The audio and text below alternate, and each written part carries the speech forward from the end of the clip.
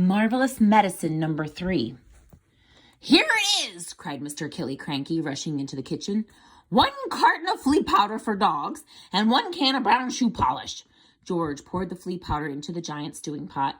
Then he scooped the shoe polish out of its can and added that as well. "Stir it up, George," shouted Mr. Cranky. Give it another boil. We've got it this time. I bet we've got it." After Marvelous Medicine number 3 had been boiled and stirred, George took a cupful of it out into the yard to try it on another chicken. Mr. Cranky ran after him, flapping his arms and hopping with excitement. "Come on and watch this one," he called out to Mrs. Cranky. "Come and watch us turning an ordinary chicken into a lovely great big one that lays eggs as large as footballs." "I hope you do better than last time," said Mrs. Cranky, following them out. Come on, chicken," said George, holding out a spoonful of medicine number 3. "Good chicken.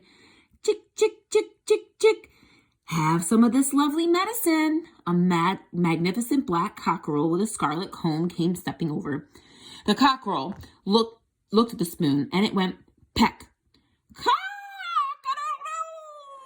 squawked the cockerel, shooting up into the air and coming down again. "Watch him now," cried Mr. Cranky. "Watch him grow. At any moment, he's going to start getting bigger and bigger." Mr. Killy Cranky, Mrs. Cranky, and little George stood in the yard staring at the black cockerel. The cockerel stood quite still. It looked as though it had a headache. "Well, what's happening to its neck?" Mrs. Cranky said. "It's getting longer," George said. "I'll say it's getting longer," Mrs. Cranky said. Mr. Cranky, for once, said nothing. "Last time it was the legs," Mrs. Cranky said. "Now it's the neck. Who wants a chicken with a long neck? You can't eat a chicken's neck."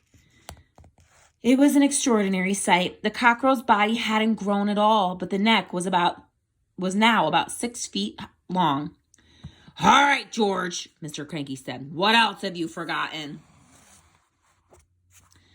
"I don't know," George said. "Oh, yes, you do," Mr. Cranky said. "Come on, boy. Think. There's probably just one vital thing missing, and you've got to remember it."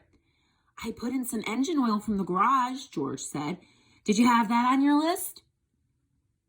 "Eureka!" cried Mr. Cranky. "That's the answer. Well, how much did you put in?" "Half a pint," George said. Mr. Cranky ran to the garage and bought another half pint of oil.